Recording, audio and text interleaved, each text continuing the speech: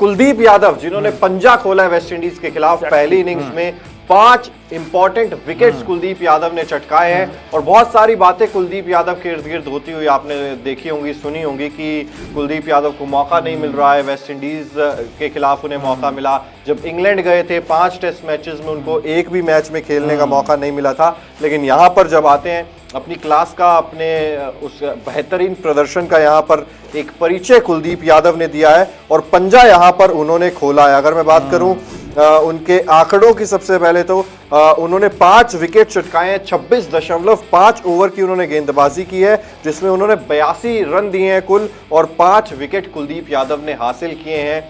कुलदीप यादव जो कि लगातार नहीं खेलते हैं टीम इंडिया के लिए, बहुत साल पहले डेब्यू किया था, लेकिन उसके बाद अंदर बाहर अंदर कम हुए हैं, बाहर ज्यादा रहे हैं। लेकिन यहाँ पर आपने एशिया कप में भी देखा बहुत अच्छी गेंदबाजी की, यहाँ पर भी आपने देखा बहुत अच्छी तरीके से उन्होंने गेंदबाजी की।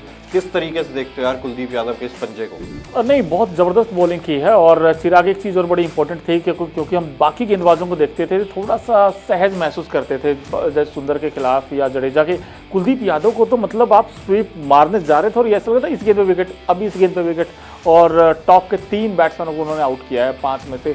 तो आई थिंक नंबर पूरे हैं कुलदीप यादव के और उम्मीद करते हैं कुलदीप यादव इसी कंसिस्टेंसी के साथ परफॉर्म करते रहे, क्योंकि उनका अगर आप टेस्ट करियर देखेंगे तो उतना बड़ा नहीं है, बट उनका इम्पैक्ट है अगर आप थोड़े बहुत मैचों में देखेंगे। क्योंकि कई ऐसे मैचेस भी हैं जो हम देखते हैं कि कई बार 4 ले लेते हैं, 3 ले लेते हैं, वो उतने आप याद रखते हैं। लेकिन यहाँ पर ये जो पंजा खोला इसको आप लंबे वक्त तक याद रखेंगे, because 5 wicket 5 wicket all.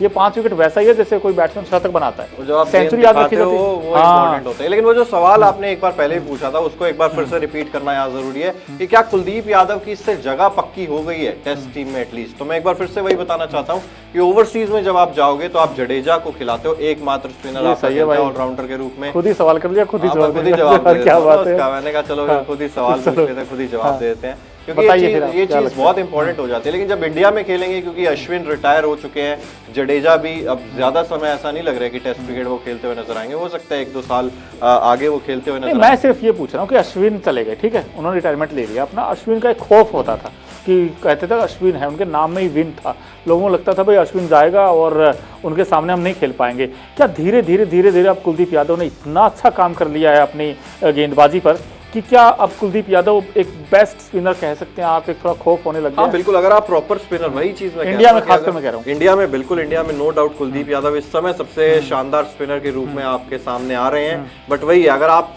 Indian team की सोच ये रहती है कि हमें बल्लेबाजी और मजबूत करनी है, डेप्थ चाहिए, जिस वजह से आप जडेजा को, सुंदर को या अक्षर पटेल को खिलाते हो। बट यहाँ पर अगर आप प्रॉपर स्पिनर की बात करो, जो कि स्पिन ऑलराउंडर नहीं है, स्पिनर है, वो कुलदीप यादव ही है। तो मेरे हिसाब से यहाँ पर जब इंडिया में खेल रहे हो तो आप इंडिया में लगातार कुलदीप यादव को अब खेलते हुए नजर देखोगे आप। कुलदीप यादव के बारे में आप क्या कहोगे? आप भी अपनी राय में कमेंट बॉक्स में जरूर बताइए। बिल्कुल। क्रिकेट की हर बड़ी खबर, हर बड़े अपडेट और लाइव डिस्कशन के लिए जुड़िए मेरे साथ सिर्फ India TV cricket YouTube channel पर।